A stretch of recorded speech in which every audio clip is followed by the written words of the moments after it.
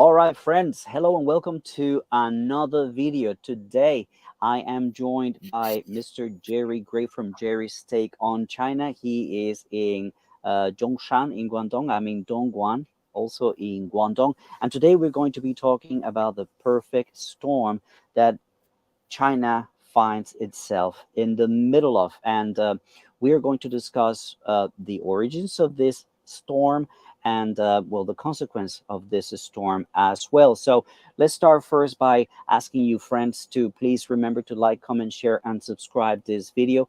Jerry's channel is going to be listed in the description after we finish this show. And start by saying hello to Jerry. Jerry, how are you tonight? Hi, good. Very, very hot. It's been 33 degrees and incredibly humid here today. I actually put the air conditioning on and it's the last week of November. Who'd have believed that? It's the same here. Well, you're only on the other side of the river. It's been a busy day today with, I've had a lot of media attention and we've talked a lot and it's been busy. Been talking about these organic protests, should we call them that? Okay, we'll talk about that in a second. We're going to talk about that, the nature of this protest that we're seeing around. So, friends, make sure to leave comments, ask us your questions. We're going to just tackle this because I know that Jerry is very busy. He's got other things to do later tonight. So we are very welcome in my channel to have him here tonight. So, Jerry, let's start addressing the fact that the West always claims that Chinese people are oppressed and Chinese people have no right to protest. And then you are hit with this imagery of protests in China. So what's the truth about it? What is the fact about this? Okay, so certainly the right of violent protest is not allowed in China whatsoever. But Nuri Vitachi did a very, very good tweet the other day where he cited Tsinghua University, so reliable information that says they're just short of, I think it's 490, just short of 500 protests in mainland China every single day. Every day. So this is not a weekly or a monthly thing. 500 protests a day are in China, and I've seen loads of them. You would have seen them yourself. If you're traveling around the city and you go past the whatever they call the town hall, your government building number 1, government building number 2, and you'll see there's a group of people outside, and the police will be there, and it's usually just a little bit of and nothing more than a few raised voices. And I've never seen it get angry. I've seen it. I cycle around Zhongshan a lot, and I see this kind of thing literally all the time. So for me, that's this idea that Chinese can't protest. A, it's wrong, and B, it's very, very misinforming because they do, and they protest all the time. So we know that that part is not true. So I think that answers that question. The idea that protests don't take place is not at all true. The idea of violent protests don't take place. They're very, very rare in China. And that's why I have my suspicions and my doubts about what's going on now. I would like to add on to this particular aspect of protests. People are very vocal about the things that don't solve the problems in their lives, the things that gives them grievances and nuances. And that's why they have, for example, the 12345 hotline. So they are in contact with the government, letting them know and giving them feedback about what works and what doesn't work, what they want changed and what they don't want changed. And if there's something that is neck breaking here in China, is the speed of reform. And that's in response to the feedback that they get from people. But sometimes, well, the channels of communication are not the best, and that's when you end up with protests. There are protests all the time. You remember that there was a protest in Zhengzhou not long ago. We're not talking about the Foxconn one. We're going to talk about the Foxconn a little bit later. But this one about the people who had investment in a small rural bank, and those people played with their money. Imagine one of these cryptocurrency clashes and collapses, but at a way smaller scale. That took place in Zhengzhou. Exactly. And they went to the bank and they protested, and the police said, like, okay, you can protest, but not violently, blah, blah, blah. And all they were trying is get the attention of government to the issues that they're having. So protests do take place here in China quite normally. I remember back when I came here, I actually we went on strike in our university because they were not handling our visas and paperwork adequately. After a month, they were not done. And yes, this is something that takes place quite often here in China. So don't be fooled by people telling you that it's not possible to protest, or that Chinese people are oppressed by the government in terms of expressing their Mm. grievances and their issues with the way that they are managed. Yeah. I wanted to go into another question, Jerry. So we are seeing a few protests around the country. Namely, we had in order, right? We had the Foxconn one in Zhengzhou. We had the Urumqi one. Now we're having some in Guangzhou, and now we are also having these ones in Shanghai. How can we differentiate these three? Very Sorry, easy. these four. Actually, there's five. There's the one going on in Chengdu as well.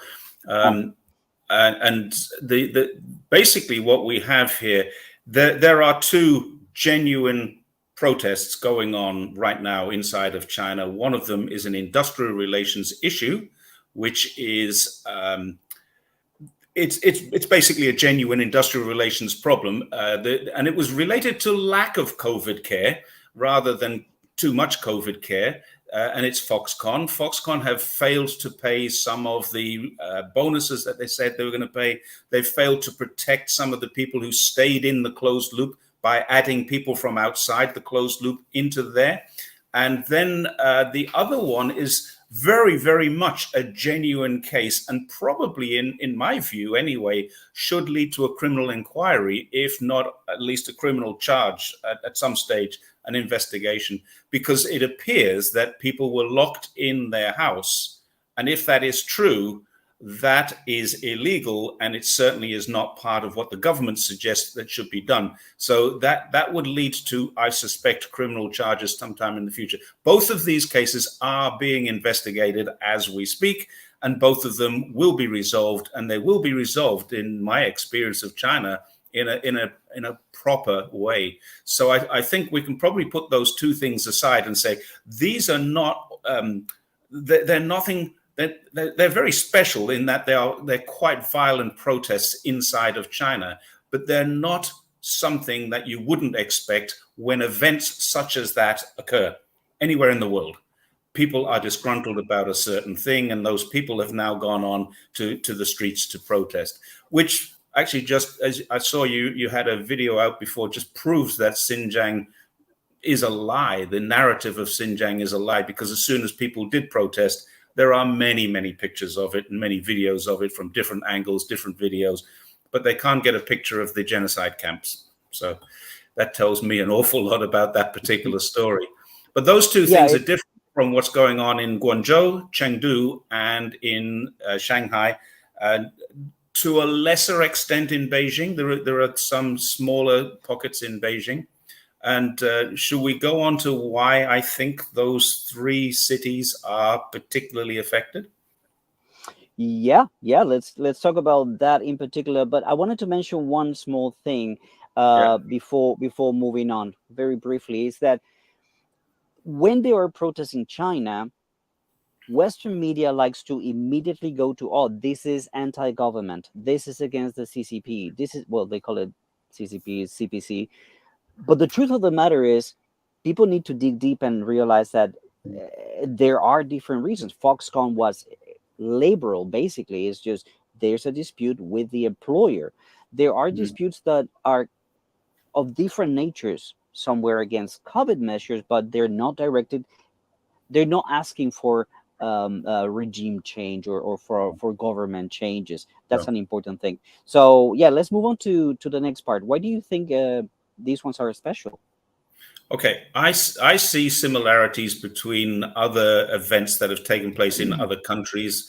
The Solomon Islands a couple of years ago, Myanmar, Thailand, a whole range of different countries. I see similar things. And of course, what happened in Hong Kong in 2019, I am seeing similarities. And we can go through a list of the similarities and let other people draw their own conclusions. I'm not saying this is an infiltration or color revolution or anything like that. All I'm saying is I'm seeing similarities. So maybe the people here have been trained by, maybe they've been encouraged or influenced or even paid by, I don't know, or maybe they're just copycats. So I'm not saying this is the case, but if you think about these three cities, until 2 years ago, there was an American consulate in Chengdu. There is one in Shanghai and there is one in Guangzhou. Now, the American consulate, we know for a fact, if there's an American consulate, they could easily be a color revolution. And these things it looks like this thing has been sitting fully set up, fully trained, ready to go, waiting for the catalyst. What's the catalyst? And that's why we've called this the perfect storm. Foxconn, Urumqi, COVID lockdowns in several different cities, all at the same time. This is the perfect storm. Now, what do? You activate your sleeper cells. This is conspiratorial, it's hypothetical, but if I was going to be organizing a color revolution, I'd have people, paid people, ideological people, all the different people who have problems with the country that I'm working in, and I'd say, here's the code. The code is, let's get some A4 paper for the weekend. And that appears to be what's happened. This is now called the A4 paper protest because everyone's coming out with their A4 sheets of paper from their homes.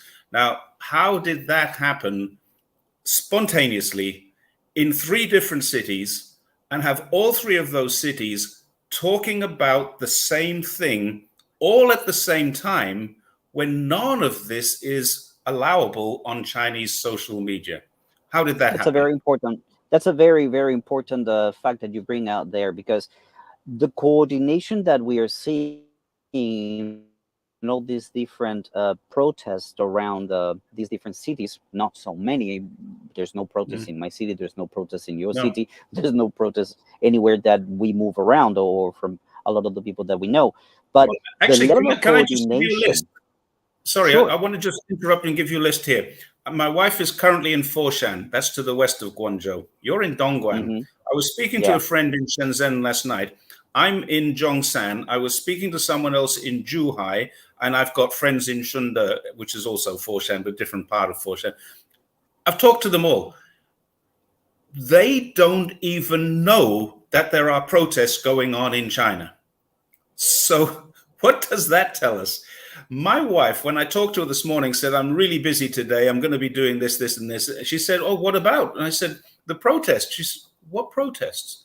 She didn't even know. And she's asked around, and her cousin has found one video to show her, oh, look, there's this thing going on. But she thinks it's just Guangzhou. Now, I haven't talked to my wife in depth about it, but that tells you that this is not widespread, because we are in cities that represent, those cities I've just listed represent 100 million people, 10% of the population of China. And there is one street in Guangzhou that has protests. So having put that into perspective, I'm sorry I interrupted you. Please carry on with your thought. No, I mean, let's continue with this idea of putting things into perspective. Okay, the Western media is really salivating at every single opportunity that they see an event unfolding, a protest of any kind unfolding here in China. I just want to give you a comparison. There are in America 14 cities that have a population more than 1 million. In China, there are 116. 116 cities with more than 1 million people. So when you talk about 1,000 people protesting in a city of 25 million, you need to start really understanding, okay, is that representative of the whole nation? Because all you hear in mainstream media and some of these Western anti-China pundits, oh, it's time, it's happening, this time is real. Let me give you another little bit of information. There is one city in America, New York City, with more than 5 million people. And there are more than 20 in China that have more than 5 million inhabitants. And obviously, we're talking about Shanghai with 20. We're talking about Guangzhou. Shanghai's 25, Guangzhou 20. These are minuscule protests that are zoomed in and stretched so that you think that this is a massive thing that is going to change the government, that is going to change China, that is going to change zero COVID policy.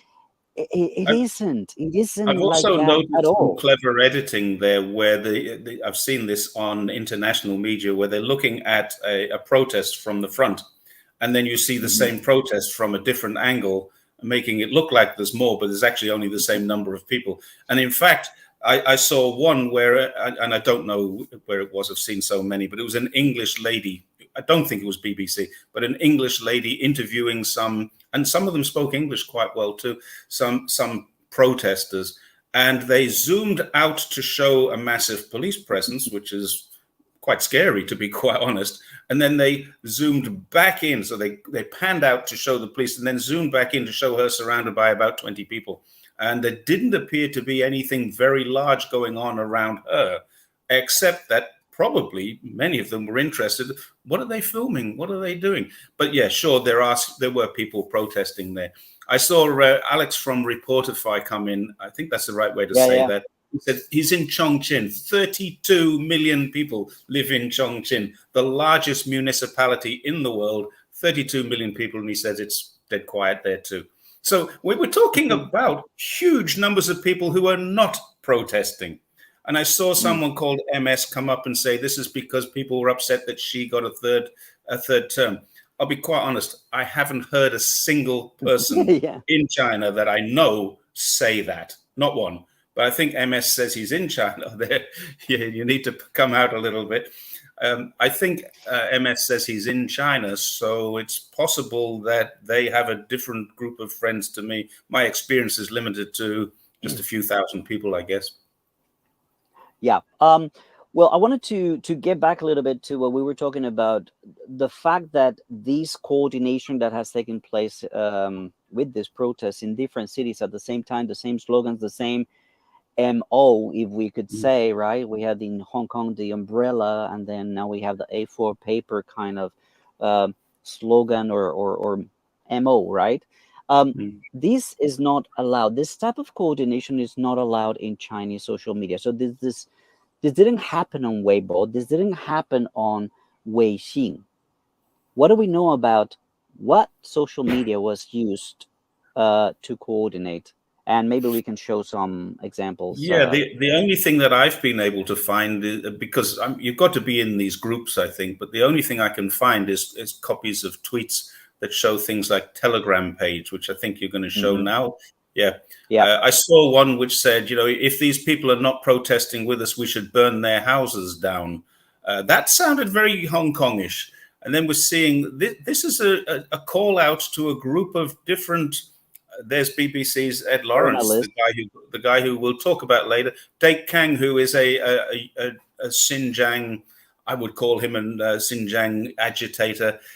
He used to do translations for the Uyghurs from Uyghur language into American, I guess.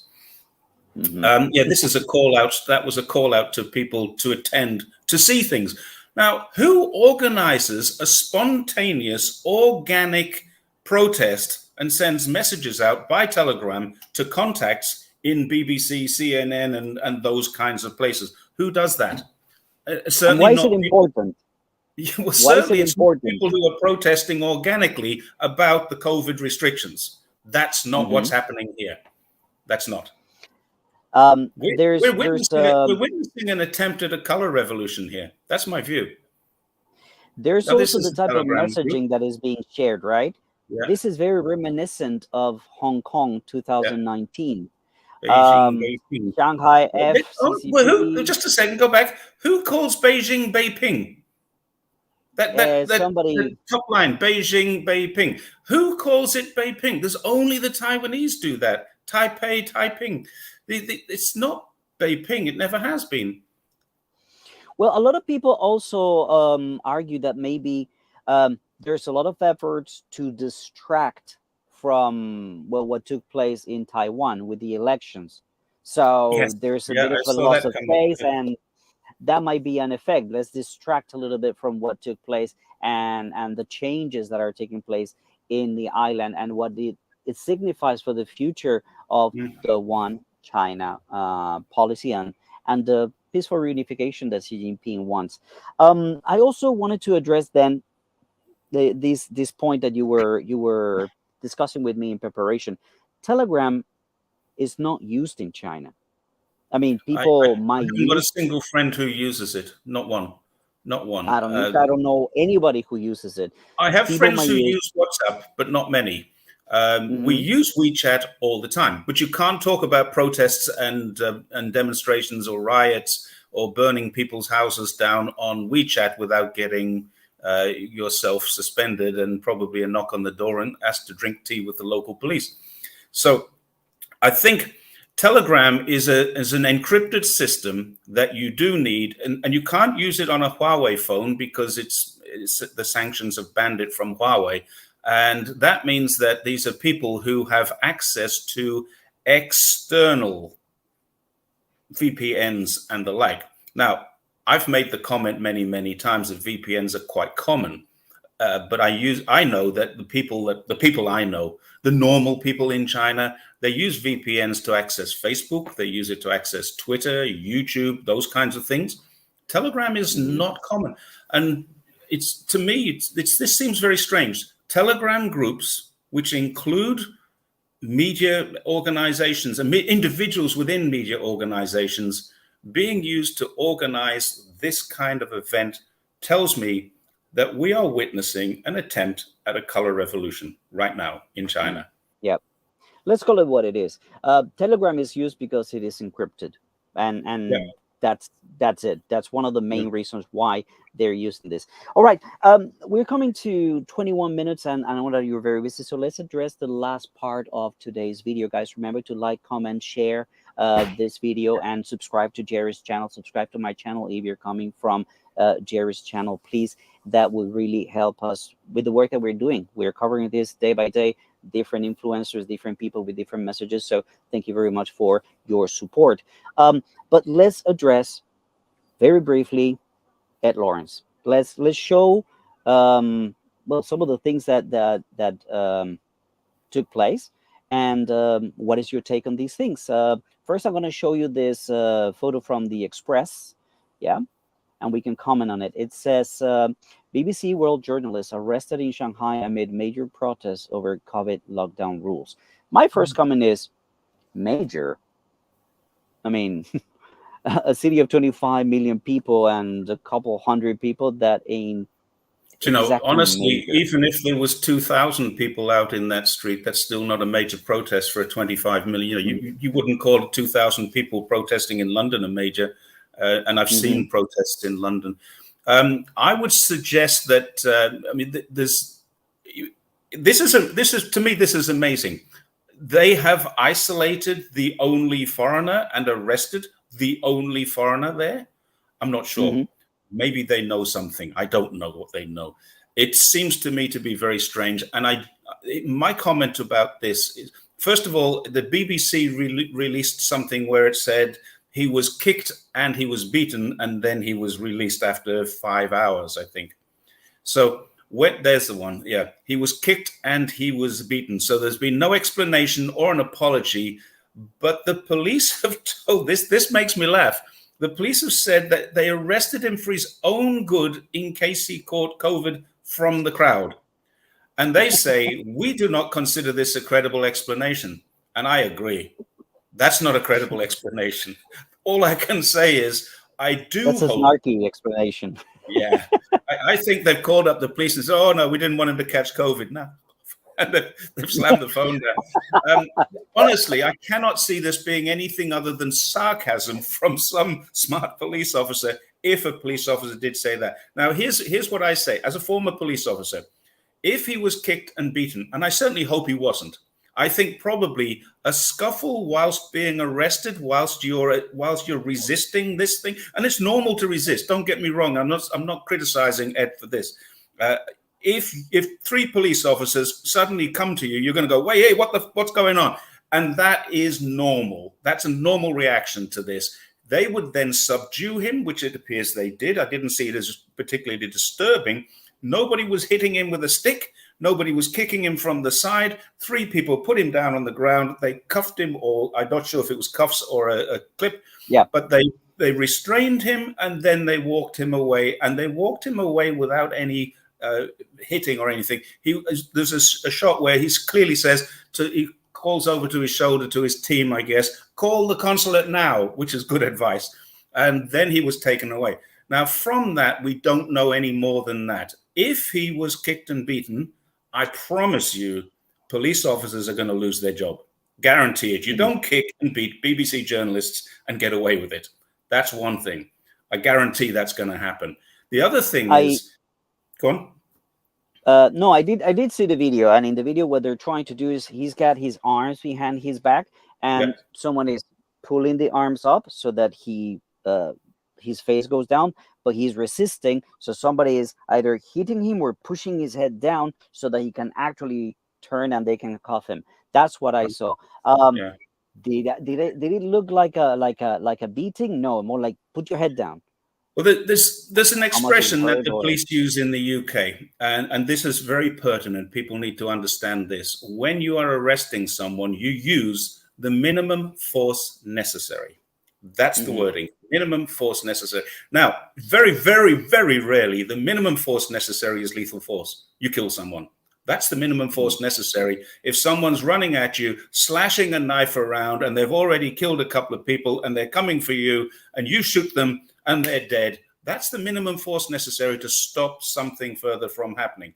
But if somebody is just simply, quite normally, quite legitimately, I think, resisting arrest, and you know, this is the thing, as a former police officer, the number of times I've arrested people, it's you know that people react differently. Some of them go, hey, get off, and then you've got to restrain them. Some of them just say, oh, okay, and put their hands behind the back, and no problem. Now, it's quite normal for someone, and Ed's probably done this. He's, what are you doing? Get off me. And they've had to bring his arms down, and then they've turned him around. That's necessary minimum force if it's required. Now, it could be that they were over the top, but believe me, there's enough video evidence of it there. If they are over the top, he has the right to make official complaints. He will do that anyway, and they will be investigated by the police. The police here are not enforcer police. They're really usually very friendly people. So I think that will be dealt with at a different level.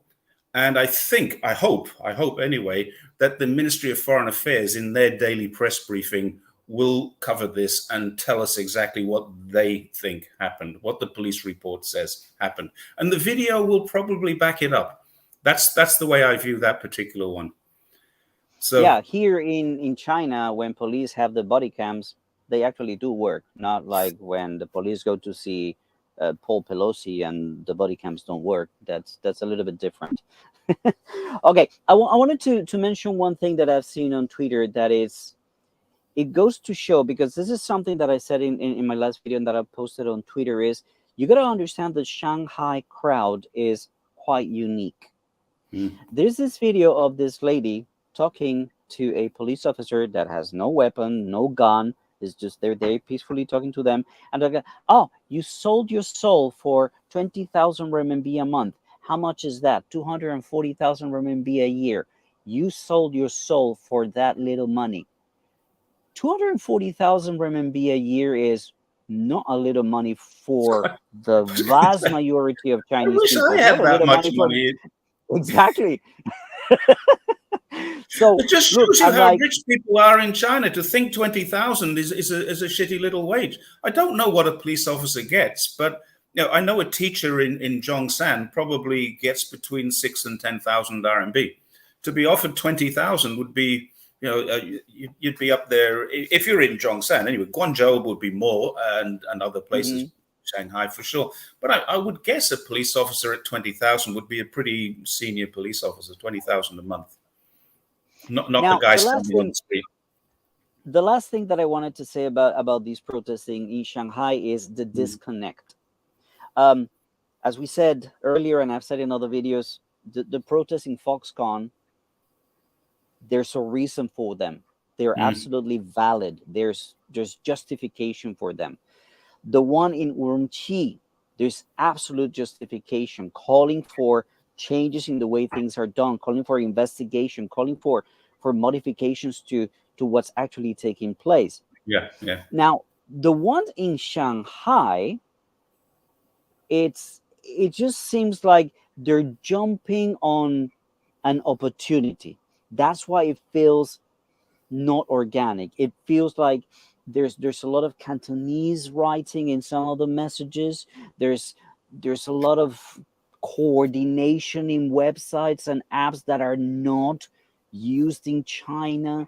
There's something weird there. There's Yeah, something yeah, strange there. There's a different element that we cannot pinpoint, but we can connect a few dots here and there to say this is worth looking into with more detail and see how things develop and what for else sure. arises. Yeah. Remember, there were photos of CIA officers in Hong Kong with their earpieces, with their radios, giving instruction to some of these youth in Hong Kong. There were photos taken of these people. I'm sure something's going to come up at some point that might illustrate the level of coordination that actually has taken place between Mhm. foreign forces and this Chinese youth that's so different from the rest of Yeah. China. So I, different from the rest of China. I've noticed that Shanghai is different. What's going on in Guangzhou is also different. There's been Cantonese spoken, and my wife has, because I told her about this, she got a video from one of her cousins about what's going on. And she said, that guy speaking Cantonese, but he's not a Cantonese speaker. He's a Mandarin speaker. Mm. He's a foreigner, in fact. He's not even a Mandarin speaker. I mean, you can pick this up. If I hear a German speaking English, I know he's not English. And she's listening to this and said, that guy's not a Cantonese speaker. And I don't think he's even a Chinese speaker. So it's a Chinese person. Now, this is the thing, of course. These could be people who are sleeping inside of China and have been here for a long, long time. They're waiting for this perfect storm to arrive. Now, before we do finish, and I'm going to give you a chance to wrap up, there's one other point I wanted to make about the police, and I had it in the back of my mind. Now, I was a police officer for 10 years in the UK. During that 10 years, I worked on things like the miners' strike. There was a big industrial dispute called Grunwick's industrial dispute. Now, people who study English industrial relations history will know that, and you can find it on Google. It was quite violent, quite aggressive, and I was on the front line of that. The miners' strike was huge. It lasted for over a year, and there was a lot of trouble on that. The Brixton riots were absolutely terrifying. Firebombs, scaffold poles, paving slabs being thrown. And a paving slab in the UK is like 700 by 700. These are not little paving stones. These are slabs being thrown at our shields. It was very dangerous. Lots of police officers ended up in hospital. What I've seen so far, there's 2 points I want to make about the police. One is they have been incredibly restrained, same as Hong Kong. And I will go to the wall against this one. The police are not the antagonizers in this. The police are incredibly restrained. Now, the second point that I wanted to make is that I'm seeing on various different news channels from around the world, they're showing people wearing the full PPE with sticks hitting people. Okay, that's wrong to hit people with sticks, but they're saying these are police officers. These are people who are wearing the same PPE. The police officers who are involved in the security around the lockdown areas are wearing the same PPE as the doctors and the volunteers. Now, if I'm a volunteer and I've got all the PPE on and a bunch of angry, violent, aggressive, even just highly vocal people come running towards me, I'm going to pick up a stick and defend myself. That's the way it is. Now, we don't know, and I think I'd like people to keep an open mind. If you see somebody with a stick working with all the PPE on, don't assume that this is a police officer hitting the crowd. You can assume differently. This could be a volunteer who has been attacked by the crowd, and you're watching it in just out of context, very small moments. So that's the 2 points I wanted to make. The police are very restrained, and not all the people you're seeing hitting someone are police officers. Thanks, Jerry, for that. I want to share just one last thought for people to understand. After the Big 20, Beijing decided to modify its approach. It's an approach that is going to be a little bit more lax. There were a few points that clearly started to make a difference, but in making a difference, the numbers start to rise. Now, the missive, the mandate from Beijing is okay, let's start to modify this to make people's lives a little bit more easier. The problem with that is the meritocracy that we see here in China that has excellent aspects but could have some negative aspects, and in this case this is one of them. Local leaders are afraid to loosen up because then there's going to be cases in their place and they're afraid to be held responsible for those, as it has been in the past. People who have mismanaged the pandemic are end up being reprimanded or being demoted, etc. So there's a certain a certain contradiction between what Beijing wants to do and what the local leaders want to do.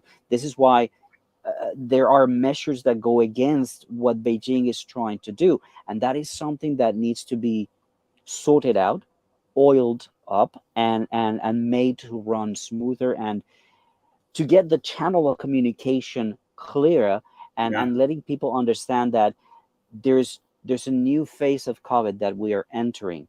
And one last thing, I heard somebody suggesting that was it you, Jerry, that Xi Jinping should address the nation. Yeah. Yeah. Um, it was you. It I was. personally think that I personally think that giving these protests legitimacy by speaking to the nation is not necessarily the best idea. I think that you wait until these things calm down and then you announce more publicly what was the intention, what took place, what was done, and where do we move on from here. But remember, this isn't about the CPC. This isn't about Xi Jinping. This is about COVID and how people are tired and exhausted from these Actually, COVID it's measures. not even about COVID. COVID is being used as the vehicle. COVID is the catalyst. COVID is the thing that has upset so many people. And there are quite rightfully many complaints, just as you've just described there. At the lower level, there are completely different interpretations from the high. And when I say Xi Jinping should, I don't think he should discuss this at all. That's not what I Mm, meant at all. What I meant was China has just entered a new wave of COVID. There are currently just in Guangdong alone more than 100,000 new cases. There's probably 250,000 new cases in the last month or so all around China. This is a new wave of COVID. There are lockdowns in different areas. Now, put it into perspective again, these lockdowns are surgical. There is a case in the street behind my apartment. I'm not locked down. Their houses, 3 people live in the house. Their house is locked down. Now, they did some testing locally and they're saying there's no other cases, so we're not locking down. Now, that's what they're doing. My city has 74 cases. That's all, 74 cases. 4 million people live here. They've closed down dine-in restaurants. They've closed all of the KTVs, bars, massage restaurants, all the places where people go and hang around. And so they're closing those. The public park, I have a public park right next to my house, and it's open and people are walking through there. But there's a requirement to wear a mask, which hasn't happened until recently. So this is what's happening, surgical lockdowns. But there are currently 250,000, probably more cases. And that's why I think Xi Jinping needs to address the country. He needs to say, yeah, we've got more cases. This is what we're doing about them. Please bear with us while we do this, and explain how these, I mean, he doesn't have to explain this. Minions can do that. But mm, it can be explained how these lockdowns are getting smaller and smaller and smaller and smaller. Even today, I edited, in fact, an article that said Haiju, parts of Haiju are reopening public transport tonight at midnight. Haiju is mm, the suburb that the entire suburb has been locked down. So public transport is moving back. At the moment, most of Guangzhou is in lockdown, but they're restarting public transport at midnight tonight. What does that tell you? you don't need public transport unless you've got people using it. And that means tomorrow, Mm-hmm. more people will be out. That doesn't mean if you're in an area that's controlled, you're not coming out until you've had 3 days of testing with no COVID positive tests. That's how you get out. There is one person watching us right now that's a dear friend of us who got locked down yesterday. There are several buildings in his community, but just his building got locked down. So that's how surgical this is. All Yeah. right, Jerry, thank you so On that very note, much for joining me today. On that thank note, you. yeah, wishing him a speedy end of quarantine or lockdown. We You're want saying to that say a get thank out you. card instead of a get well card. Exactly. I hope you get out soon. Well, guys, thank you so very much for watching, for liking, commenting, and sharing this. And well, until we see you again, take it easy and bye for now. Bye, and thank you.